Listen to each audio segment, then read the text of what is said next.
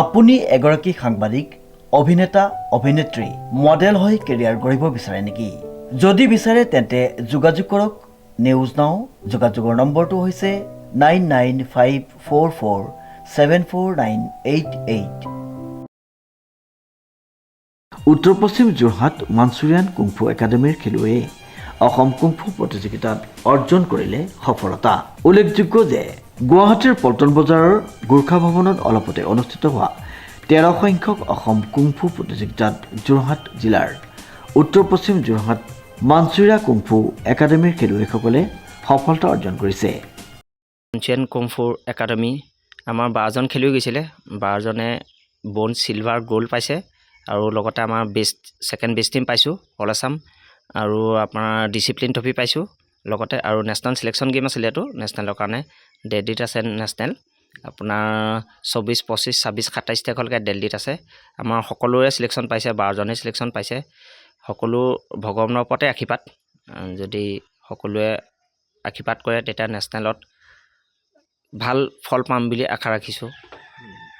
সকলো গাৰ্জেণ্টৰ ওপৰতো বহুত নিৰ্ভৰ কৰিবলগীয়া হয়। গাৰ্জেণ্টো বহুত সহায় কৰে, প্ৰেক্টিছতো অনা নিয়া কৰে, তেওঁলোকে সহায় কৰে আৰু খেলিবলৈও লৈ যায়। সেইকাৰণে গাৰ্জেনকো ধন্যবাদ দিছোঁ আৰু ওচৰ চুবুৰীয়াও বহুত ধন্যবাদ দিছোঁ। উত্তৰ পশ্চিম অঞ্চলবোৰ বহুত সহায় কৰে। লগতে যিখিনি আমাৰ ষ্টুডেণ্ট তেওঁলোকে বহুত কষ্ট কৰিছে। আমি এতিয়ালৈকে বেষ্ট টিম 10-15 বাৰ ওপৰত পাইছোঁ। বেষ্ট টিমো, ছেকেণ্ড বেষ্ট টিমো পাইছোঁ। অল আছাম বেষ্ট টিম আমি এতিয়ালৈকে 5 বাৰমান পাইছোঁ বেষ্ট টিম, আৰু আমাৰ বেষ্ট প্লেয়াৰো পাইছে কেইবাবাৰো। দেৱাংগন হেনচোৱা পাইছে বেষ্ট প্লেয়াৰ পাইছে এবাৰ। তাৰপিছত এনেকৈ কেইবাজনো পাইছে, আজি অহা নাই কেইবাজনো। 12জনৰ তাৰ 2জন অহা নাই এতিয়ালৈকে। আমাৰ কেইবাজনো বেষ্ট প্লেয়াৰ পাইছে, আগতো খেলা ভাল ফল পাইছোঁ। সেইকাৰণে ভগৱানৰ পৰা আশা ৰাখিছোঁ নেশ্যনেলতো যেনে আমি কিবা ভাল ফল পাম বুলি আশা ৰাখিছোঁ।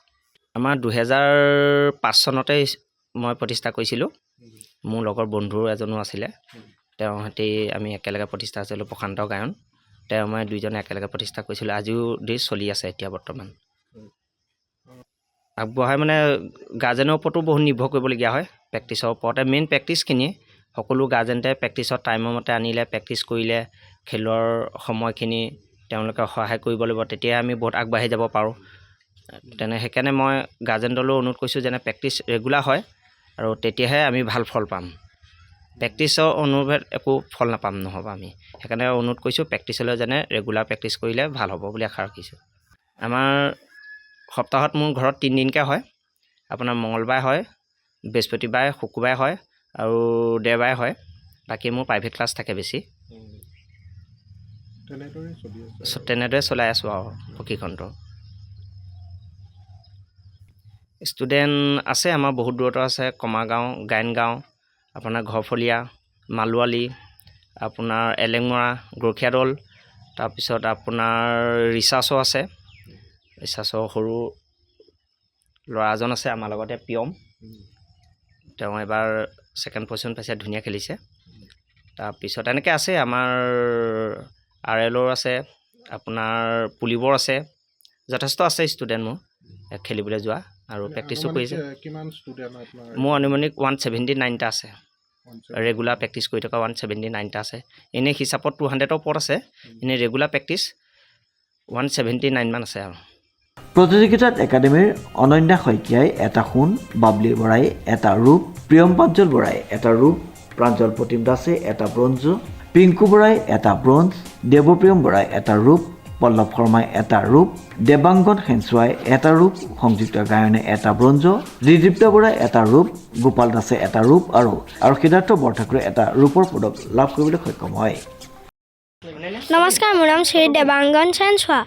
মই গুৱাহাটীত খেলিবলৈ গৈছিলোঁ। মই ছেকেণ্ড পজিশ্যন পাইছোঁ আৰু মই ভালদৰে খেলিছোঁ, আৰু মই ইয়াৰ আগৰ খেলখনত বেষ্ট প্লেয়াৰ পাইছোঁ, আৰু মই বহুতবাৰ ইয়াৰ পিছৰখনতো ফাৰ্ষ্ট হৈছিলোঁ। টিয়কত খেলিবলৈ গৈছিলোঁ, তাৰপিছৰখন ডিব্ৰুগড়ত খেলিছিলোঁ, ছেকেণ্ড হ'লোঁ। তিনিচুকীয়াত গৈছোঁ, মঘাৰাজা গৈছোঁ। মোৰ যেতিয়া প্ৰথম খেল হৈছিলে মই মালোৱালিত খেলিছিলোঁ। মালোৱালিৰ ৰঙামঞ্চত খেলিছিলোঁ যেতিয়া মোৰ প্ৰথম খেলখন, তাত মই ছেকেণ্ড হৈছিলোঁ। মোক ছাৰে ভালদৰে শিকাইছে। ছাৰৰ কাৰণে মই ইমানখিনি শিক্ষা গ্ৰহণ কৰিব পাৰিছোঁ। এইখিনিকে কৈ মই চমু বক্তব্য কি বেল পাইছা এতিয়া? মই পাৰ্পল বেল্ট পাইছোঁ।